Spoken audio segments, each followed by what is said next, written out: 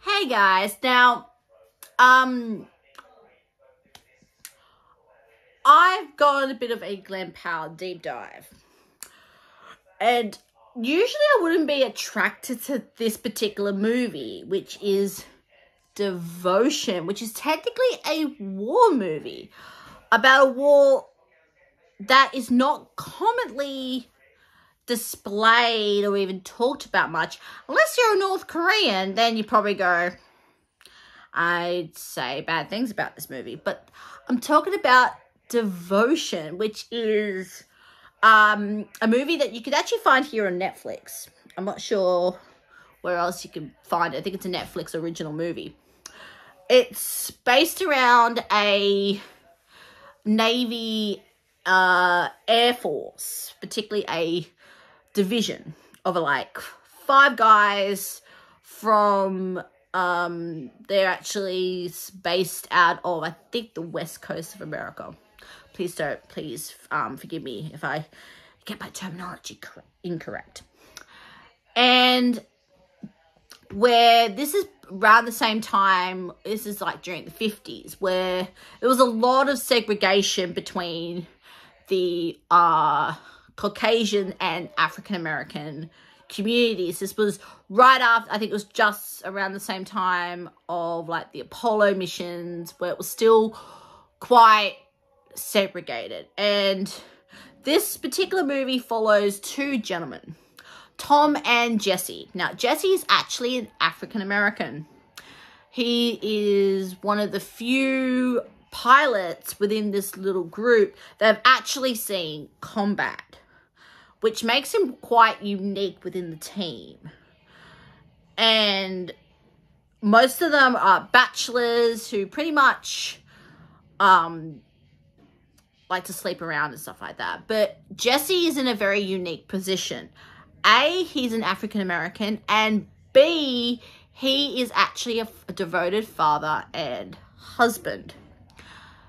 And Tom is brand new to the squad. He's just arrived and sort of starts to befriend Jesse and sees him very much pretty much sees beyond his color to the man he is. And what really sort of pushed that was when Jesse actually has a flat, and Tom says, well, I'll take you home.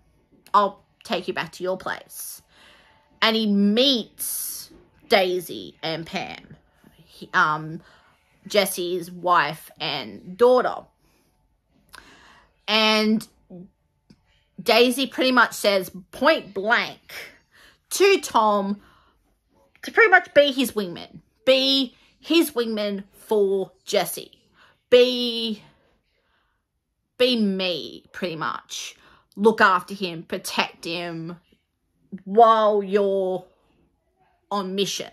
She pretty much gives him his mission statement. And while they're actually on a carrier, one of their squad manages to, just say, botches a landing, and he unfortunately doesn't survive. And pretty much Jesse tells Tom the hard truth. Tom believes that if he had just followed the rules, he would have survived. And Jesse was like, hold on a sec. If I had subscribed to that, would I be wearing this uniform? Pretty darn close to what happened. And that is probably where Jesse sort of gives Tom his mission, his ideas. And they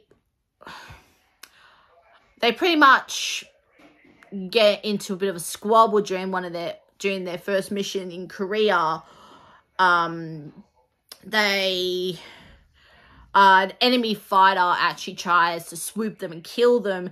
Jesse and Tom pretty much go and shoot this guy down, while the rest of their squad is getting rid of some bridges. They managed to knock out one, but not the second. Jesse was like, no, I want to complete the mission and do what I've been asked to do. Disobeys Tom completely because at this particular mission, Tom is team leader. And, well, let's just say, in the mission report, he pretty much stated that Jesse was a great fighter, but he did actually disobey my orders and knock out the second bridge, which really rubs Jesse the wrong way and pretty much says, because you've written that in your report, mate, I'm not going to be being considered to get a promotion at all, which is really dumb.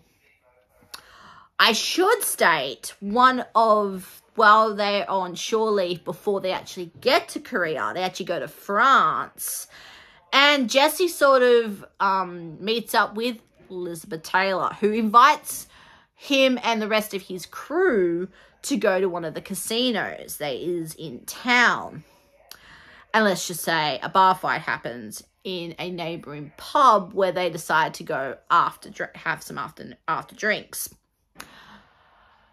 And that's sort of where they sort of see each other as mates, not as just co-workers.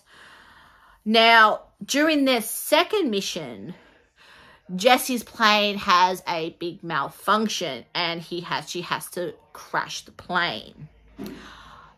With the old idea of never leave a man behind, Tom tries to go for his rescue.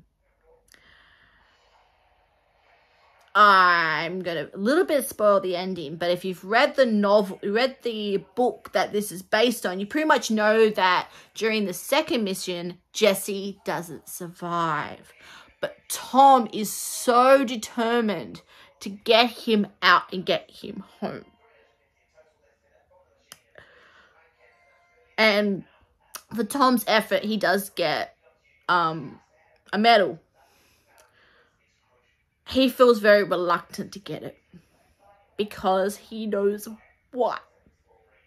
And I think that's really beautiful. Now, the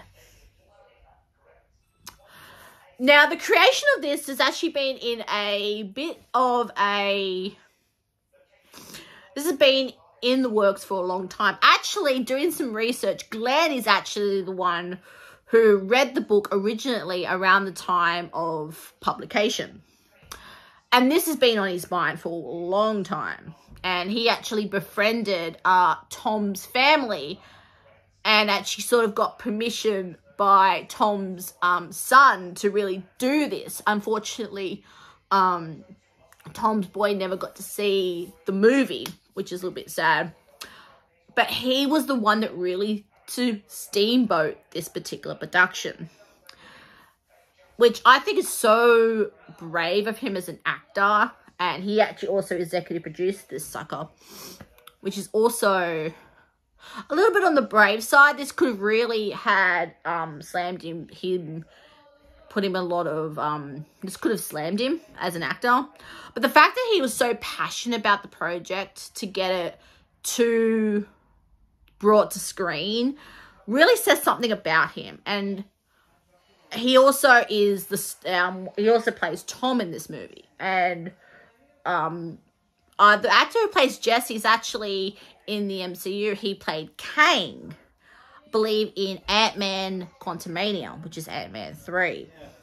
So I had seen both these actors already. So I was already slightly familiar with the work. The only other actor of note that I would recognize is actually Joe Jonas, who plays one of the squad guys they meet on the carrier.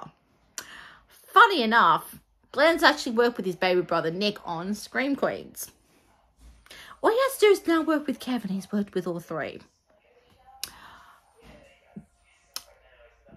This felt like a real, it almost felt documentary without being a documentary. And I think that's a real testament that it felt really real. The stakes felt really real. I didn't know how it was going to end. I really didn't. And I've seen a few war pictures already. I've seen War Divider,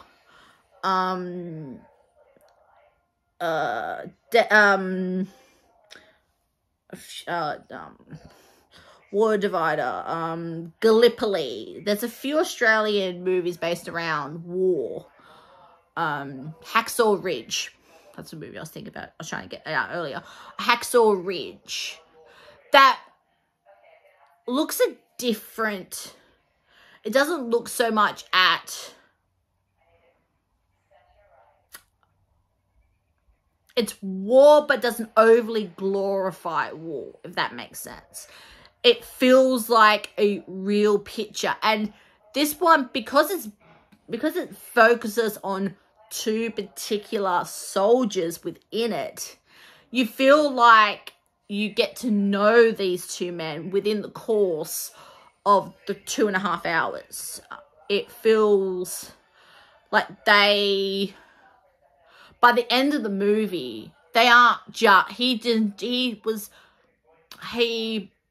went to save his mate, not his mate, and I would probably say brother, because the two families have been quite linked ever since.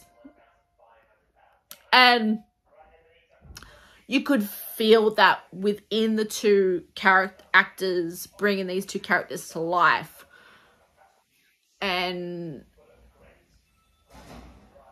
you could feel the passion, especially when you look at the when you actually see interviews. You can feel that passion throughout their interviews as well, which I have watched. The scenery is so gorgeous. There's a really as I said, it feels documentary without overly being a documentary. It still feels a little grounded.